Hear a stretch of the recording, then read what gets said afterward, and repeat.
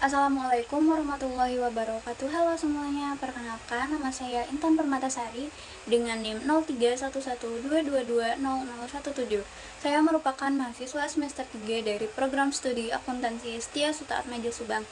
Di sini saya akan menjelaskan tentang teori kepemilikan. Assalamualaikum warahmatullahi wabarakatuh.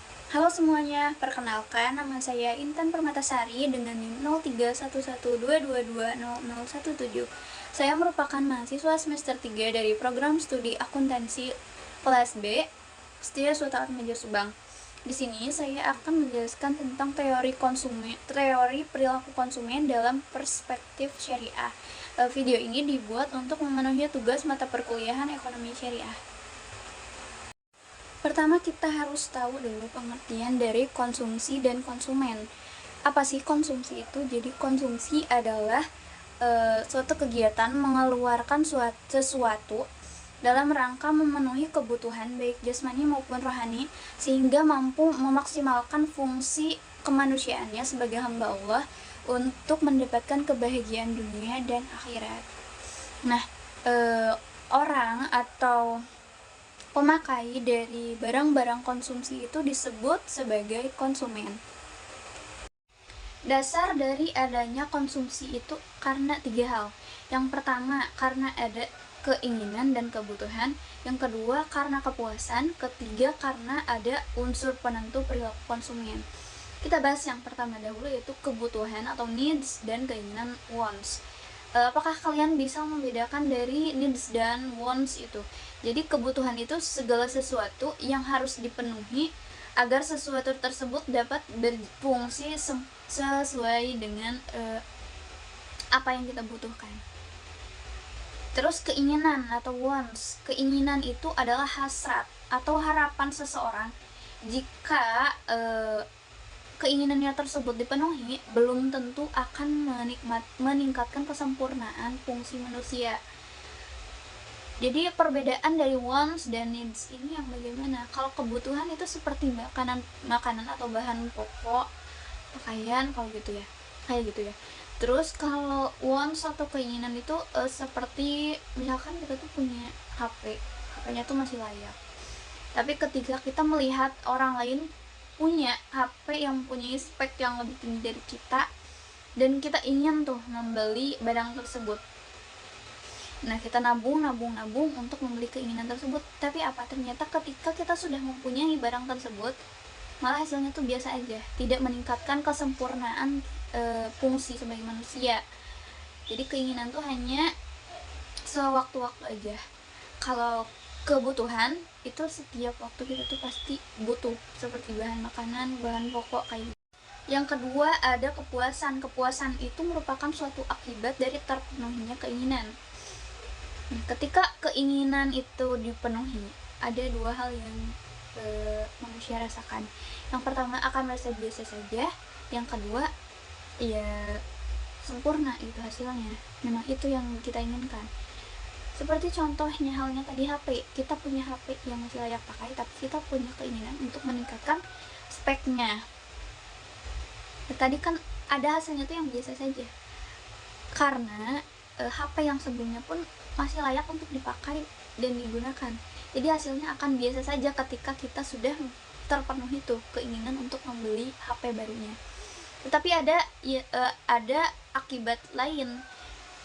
Kita merasa puas karena dengan kita membeli HP ini kita bisa mengupgrade diri, kalau misalkan kita seorang content creator ya.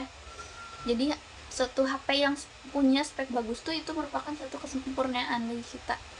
Karena dengan spek yang bagus kita bisa menghasilkan konten-konten yang bagus. Yang ketiga, ada unsur penentu perilaku konsumen. Perilaku manusia merupakan perbuatan-perbuatan yang dilakukan untuk memenuhi kebutuhan naluri dan kebutuhan fisiknya.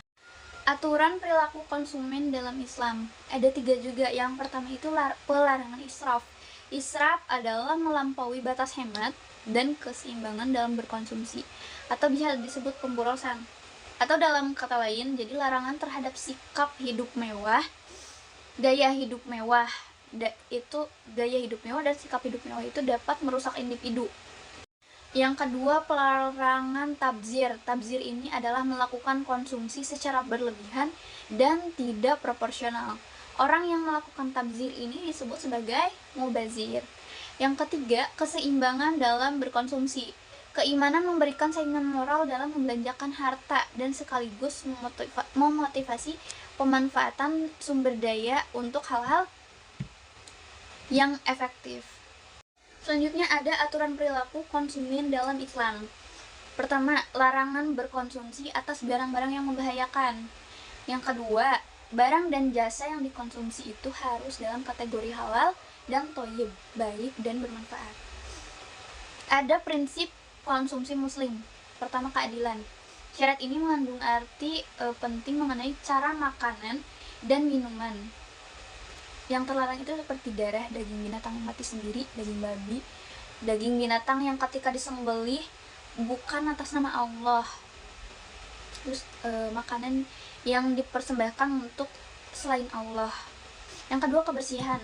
Kebersihan itu maksudnya adalah dalam mengonsumsi suatu makanan itu harus baik dan cocok untuk dikonsumsi dan tidak kotor atau menjijikkan sehingga merusak selera.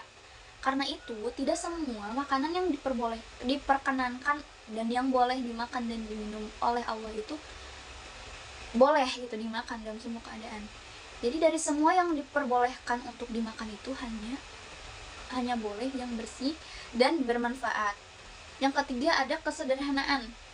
Kesederhanaan ini adalah sikap tidak berlebih-lebihan terhadap makanan dan minuman. Jadi jangan makan dan minum secara berlebihan. Prinsip ini tentu berbeda dengan ideologi kapitalisme. Dalam berkonsumsi, dalam ideologi kapitalisme ini menganggap konsumsi merupakan suatu mekanisme untuk menggenjot suatu produksi dan pertumbuhan.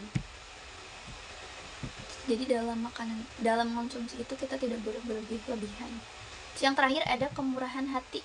Kemurahan hati itu dengan mentaati perintah Islam, tidak ada bahaya maupun dosa ketika kita memakan dan meminum makanan halal yang disediakan oleh Tuhan, selama maksudnya adalah untuk kelangsungan hidup dan kesehatan yang lebih baik dengan tujuan menunaikan perintah Allah. Oke, segitu aja ya dalam materi kali ini. Saya ucapkan terima kasih. Wassalamualaikum warahmatullahi wabarakatuh.